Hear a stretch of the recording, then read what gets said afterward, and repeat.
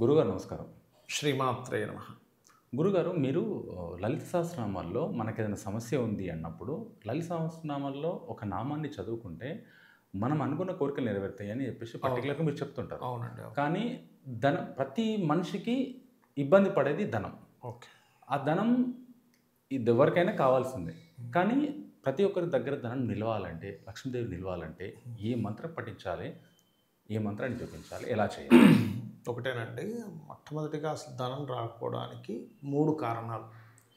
ఒకటి వాళ్ళకి పూర్వజన్మ కర్మ బాగోకపోవడం వల్ల, ధనభావం అభివృద్ధి అవ్వకపోవడం వల్ల వాళ్ళకి ధనం నిలబడకపోవడము, ధనం సంపాదించలేకపోవడము, ఎంత టాలెంట్ ఉన్నా సరే వాళ్ళు అదే స్టేజ్లో ఉండిపోవడం జరుగుతూ ఉంటుంది. ఒకటి.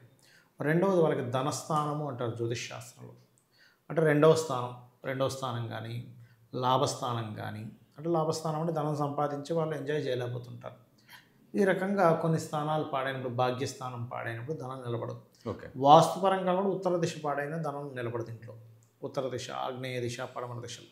అయితే ఎవరికైనా కూడా డబ్బులు నిలబడటం లేదు అంటే నా రాత ఇంతే, నా లైఫ్ ఇంతే అని బాధపడాల్సిన పని లేదని చెప్తుంది లలిత సహస్రనామాలు. ఎందుకంటే అమ్మవారి యొక్క నామం ఏదైతే ఉందో వేదముతో సమానము.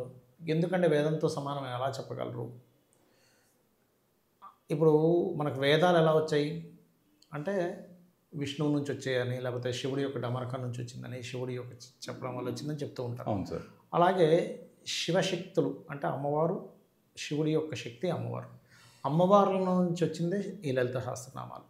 కాబట్టి వసిన్యాది వాగ్దేవతలు అంటారు. అంటే అమ్మవారిలో నుంచి ఆ నిండు సభలో 8 మంది దేవతలు బయటకు వచ్చి అమ్మవారి గురించి కీర్తించినటువంటి విషయాలు ఈ లలిత సహస్రనామాలు.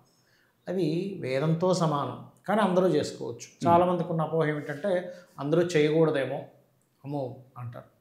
అంటే కొంతమంది ఏమంటారు తప్పు పలుకుతారు, అందుకే అందరినీ చేయకూడదు అంటారు. నేనేమంటానంటే తప్పు పలకడం వేదమే కాదు. ఇప్పుడు మీరున్నారు, మీ పేరు ఆంజనేయులు, మిమ్మల్ని ఎవరో శ్రీను అని పిలుస్తున్నారు. అయ్యా నా పేరు శ్రీను కాదండి ఆంజనేయులు అండి అంటారు. అంటే మనిషి పేరు తప్పు పలికితేనే మనం ఇప్పుడు అంజయ్య అని పిలుస్తున్నాం. అంజయ్య కాదు సార్ నా పేరు ఆంజనేయులు అంటారు. అవును. అంతే కదా. లడ్డు దగ్గరికి వెళ్ళి బాబు అరటిపండు అంటే ఏమంటాడు? లడ్డు సార్ అరటిపండు కాదు సార్ అంటారు. అంటే వేదం సహస్రనామాలనే కాదు, ఏది తప్పు పలకకూడదు.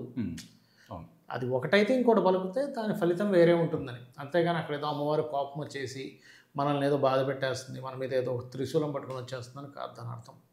అయితే ఇక్కడ మనకి ఉద్యోగ సంబంధించిన విషయంలో దశమ స్థానం, లేదా ఇప్పుడు ఇందాక మీరు అన్నట్టుగా సంపదలు పెరగాలి అంటే, ధనస్థానం బాగుపడాలి అంటే 2 నామాలు చెప్పారు శాస్త్రంలో. ఏమిటది అంటే ఓం సంపత్కరీ సమారూఢ సింధుర వ్రజ సేవితాయై నమః.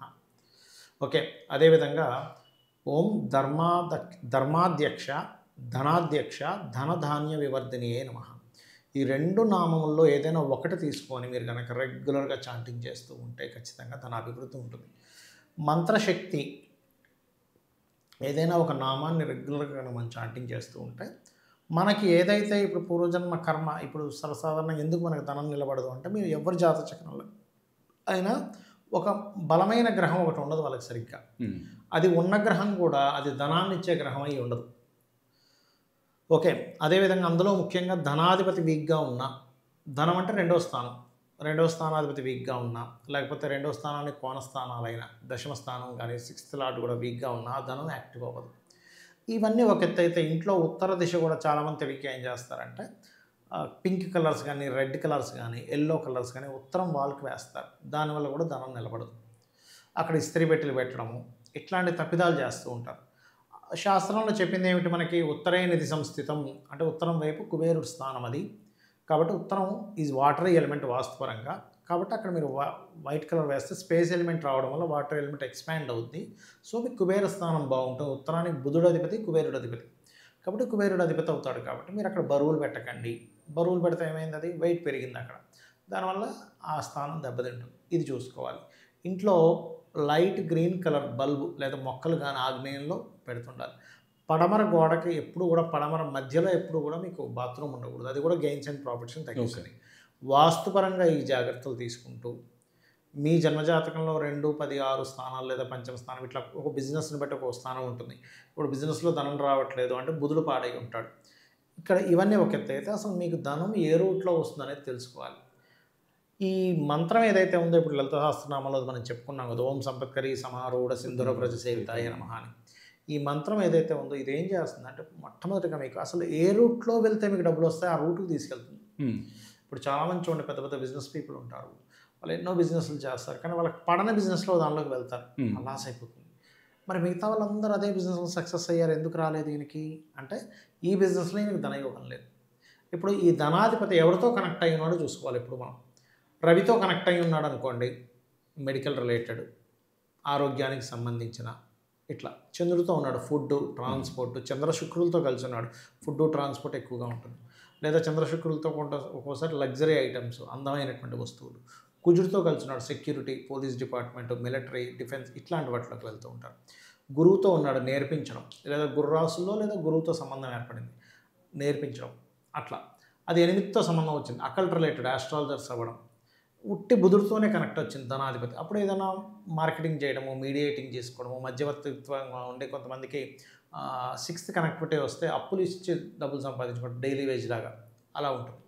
అయితే అప్పులు ఇచ్చి సంపాదించుకునేది మాత్రం చాలా జాగ్రత్తగా చూసుకోవాలి. ఎందుకంటే ఎంతో గొప్ప ధనయోగం ఉంటే కానీ డబ్బును సృష్టించదు అక్కడ. అప్పు రూపంలో డబ్బులు రావడం అనేది చాలా యోగం ఉండాలి, అదంత ఈజీ కాదు. ఎందుకంటే ఇచ్చామంటే పోతాయి డబ్బులు. ఇంకోటి ఏంటంటే శని సంబంధంగా వస్తుంది, చాలామంది భయపడతారు. ఇక్కడ ఏమిటంటే శని మూలకంగా మీకు ధనం వస్తుంది అంటే ఆయిల్, ఐరన్, లేబర్ని సప్లై చేయడము, జాబ్ కన్సల్టెన్సీ సెంటర్స్, ఇవన్నీ కూడా. సిఏ, చార్టెడ్ అకౌంట్స్, ఇట్లాంటివన్నీ గురువు ఇస్తాడు. అందానికి అన్నీ కూడా శుక్రుడు ఇస్తాడు. అంటే ఎవరితో కనెక్ట్ అయ్యాడు చూసుకోవాలి.